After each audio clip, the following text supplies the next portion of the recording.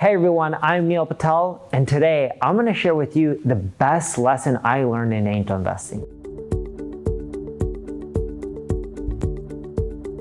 See, when I started angel investing, I was young. I've been doing this for well over 10 years now.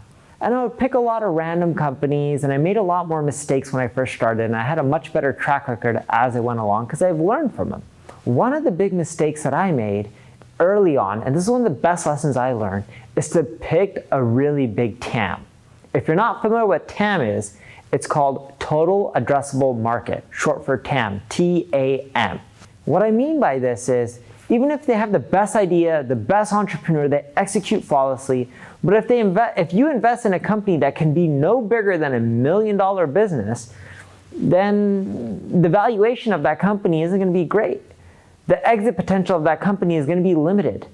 Big corporations don't want to buy small, tiny companies that have no growth potential.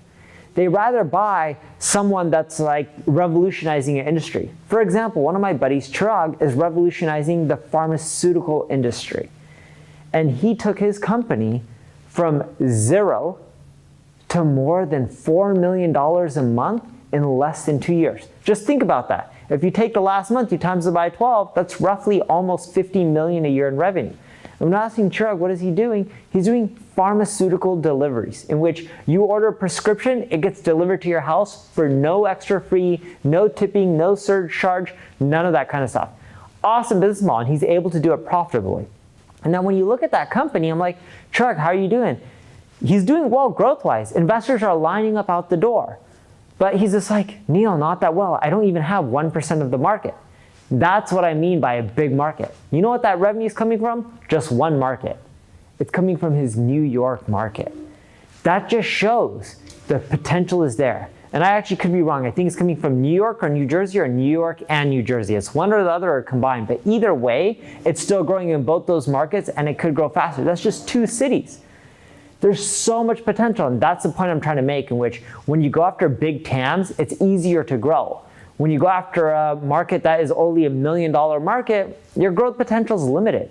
See, and when you're trying to liquidate your angel investment and you make money when these companies sell or go public, they look at how big is a market, how much revenue they're doing, the profitability, as well as growth rate. When you're in a small industry, your growth rate's limited because if you gobble it up, well, where is there to grow? But when you're in a big industry, like the pharmaceutical industry, like my buddy Chirag, the potential's almost unlimited. It's not 50 million a year, it's not 100 million, it's in the billions. That's how big that industry is. It's in the billions and billions. And he's getting hit up by big companies like the Walmarts or Albertsons being like, hey, we want to figure out how to make our old school business more revolutionary like your business. And that's what happens when you get in a big market and you start doing something that's revolutionary. So going back to the biggest lesson that I learned is pick a big TAM. Because if you don't pick a big TAM, even if it's an amazing business idea, great entrepreneurs, even if their execution is flawlessly, the return as an angel investor isn't that great from my experience.